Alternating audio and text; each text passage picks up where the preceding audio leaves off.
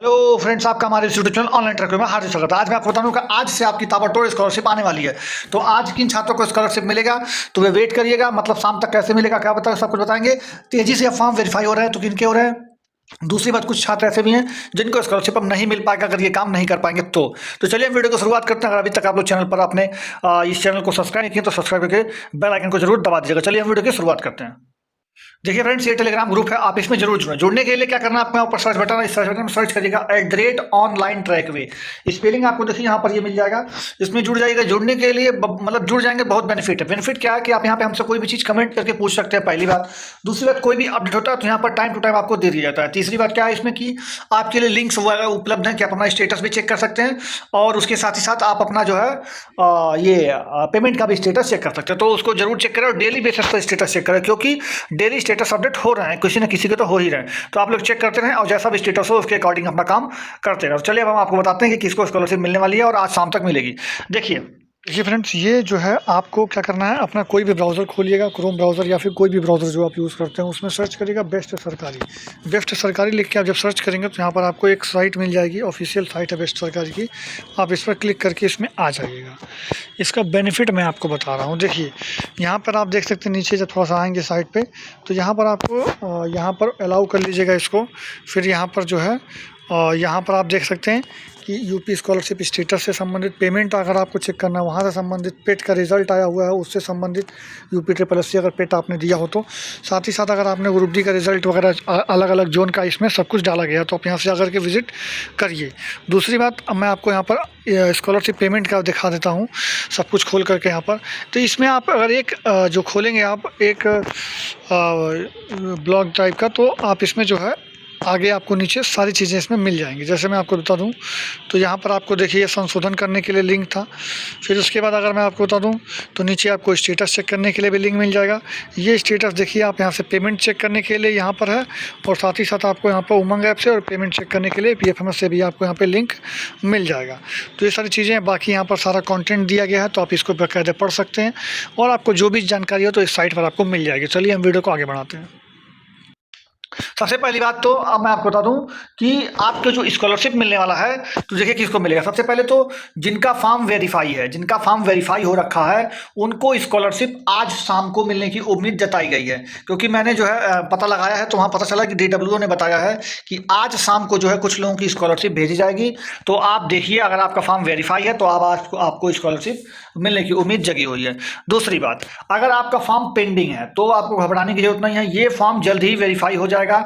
अगर अभी तक वेरीफाई नहीं हुआ है तो ये वेरीफाई हो जाएगा, इसमें घबराने की बात नहीं है, ना इसमें कुछ करने की जरूरत है, ये अपने आप ही एक वेरीफाई होगा। इसमें आपको कुछ करने वाले मतलब करने की आवश्यकता नहीं है। तीसरी बात मैं आपको अगर बता दूं तो अगर आपका कोई भी बैंक से रिलेटेड प्रॉब्लम है, अगर वहां पे बैंक से रिलेटेड कोई भी प्रॉब्लम आ रही है तो आपको बैंक में जाकर के KYC करवाना ही करवाना है। उसके साथ ही आपको वहां पर आधार कार्ड जो है वो लिंक करवा लेना है। तो बैंक में जाइए, KYC करवाइए और आधार कार्ड को लिंक जरूर करवा लीजिएगा, क्योंकि आपका इसी से पेमेंट आने वाला है, आधार बेस्ड ही पेमेंट होने वाला है। तो इसलिए आपको आधार लिंक रहेगा तभी आपका पेमेंट आएगा। तो ये काम तो आपको करवा ही लेना है। चौथी बात समझिएगा कि अगर आपका कोई भी समस्या आ रहा है, एरर आ रहा है, जैसे इनरोलमेंट नंबर वाला प्रॉब्लम हो, या यूपी बोर्ड वाला प्रॉब्लम हो, या फिर आपका ये काउंसलिंग डिटेल वाला प्रॉब्लम आ रहा हो, या फिर आपका जो भी आ रहा है, जैसे कि एज सस्पेक्ट वाला आ रहा है, जैसे कि आपके यहाँ पे application form forwarded bye institute करके आ रहा है, या फिर लास्ट ईयर वेरीफाइड डाटा करके आ रहा है, तो ये सारे अगर आपके दिक्कत आ रहे हैं तो इन सारे दिक्कतों में आपको करना क्या है, सभी आपके डॉक्यूमेंट, जैसे पिछले साल का रिजल्ट हो गया, ये हो गया। दूसरी बात आप क्या होगा, आपका जो है ये आय प्रमाण पत्र हो गया। फिर यहाँ पर आपकी जाति हो गई, अगर जाति है तो, अगर नहीं तो निवास हो गया। तो ये सारी चीज़ें हो गई। तो उसके बाद साथ ही साथ आपका 10वीं की मार्कशीट, 12वीं की मार्कशीट, तो ये सारी चीज़ें आपको ले जाना है। इसमें सबसे ज़्यादा इंपॉर्टेंट क्या है, पिछले साल का रिजल्ट। पिछले साल का रिजल्ट ही सबसे ज़्यादा इंपॉर्टेंट है। तो ये सारी चीज़ें आपको ले जाकर के कहाँ देना है, DWO ऑफिस में आपको देना है। तो ये किसको देना है, जिनका ये सारा प्रॉब्लम था जो मैंने अभी बताया कि इनरोलमेंट नंबर वाला हो, यूपी बोर्ड वाला हो, एज सस्पेक्ट हो, काउंसलिंग डिटेल हो, तो इन सारी चीज़ों में ये सारी चीज़ें लगती हैं। काउंसलिंग डिटेल वाले में आपको एक्स्ट्रा क्या ले जाना होता है, प्रवेश परीक्षा का रिजल्ट और उसके साथ ही साथ अलॉटमेंट लेटर, ये 2 चीज़ एक्स्ट्रा ले जाना होता है। बाकी लोगों को यही इतना ले जाना होता है। और बैंक वाला तो आप लोग सब लोग करवा ही लीजिएगा। अब जैसे कि मैं आपको दिखा दूं, जैसे इनका सब कुछ सही है, लेकिन इनका देखिए क्या लिखा हुआ कि बैंक ने इनका रिजेक्ट कर दिया। तो बैंक वाले प्रॉब्लम में आपको केवाईसी करवाना ही करवाना है, उसके साथ ही आपको आधार कार्ड लिंक करवा लेना है। आप जैसे ही करवा लेंगे इस काम को, उसके कम से कम 15 दिन, ऐसा नहीं कि आज ही करवाए तो आज ही अपडेट हो जाएगा, उससे कम से कम 15 दिन बाद वो जो है ये अपडेट होगा। और अगर अपडेट ना भी हो तो कोई घबराने वाली बात नहीं होती। अगर आपका आधार कार्ड लिंक हो गया है तो अब जब पैसा भेज जाएगा तो उसी खाते में चला जाएगा। ठीक है, तो ये सारी चीजें तो आपकी हो गई। बाकी अगर आपका इस तरह का स्टेटस आ रहा है तो आपको क्या करना है, पिछले साल का रिजल्ट जो मैंने अभी बताया सारा प्रोसेस, वो आपको फॉलो करना ही पड़ेगा। तो आज स्कॉलरशिप आने की उम्मीद है, तो शाम तक देखिए स्कॉलरशिप आएगी। दूसरी बात, आपको अपना केवाईसी करवा के आधार कार्ड को लिंक करवा करके प्रॉपर मेंटेन रखना है। तीसरी बात, एरर आ रहा है तो आपको वो काम करना है जो मैंने अभी आपको बता दिया। अब देखिए सबसे जरूरी बात यह कि बहुत सारे लोगों का फॉर्म रिजेक्ट भी किया गया है इधर। तो रिजेक्ट वालों का देखिए क्या दिक्कत है।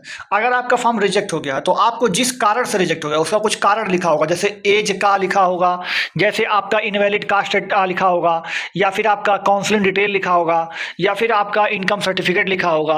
कुछ किसी न किसी कारण की वजह से वो फॉर्म को रिजेक्ट किया गया होगा। तो जिस कारण की वजह से रिजेक्ट किया गया होगा, अगर वो कारण आपके पास जायज कारण है वो उनका रिजेक्ट करने का, तब तो आप कुछ कर ही नहीं सकते। लेकिन अगर उन्होंने जानबूझकर या फिर गलती से उसको रिजेक्ट कर दिया है तो आपको क्या करना होगा, अपना उसका प्रमाण पत्र के साथ आपको जिला समाज कल्याण विभाग में जाकर के तहरीर देनी है, मतलब उसका एक एप्लीकेशन लिख करके जमा करना पड़ेगा और उनको बताना पड़ेगा बाकायदे कि आपने ये गलत तरीके से ये आपसे हो गया है। तो जब वो आप बताएंगे, वहाँ दिखाएंगे, तो उस पर समस्या का समाधान वो लोग करेंगे और फॉर्म को फिर से फॉरवर्ड करवाएंगे और उसको वेरीफाई करवाएंगे। तो ये सारी चीज़ें इसमें करनी होती हैं। तो अब आपका जो है ये प्रॉब्लम थोड़ा सा बढ़ सकता है।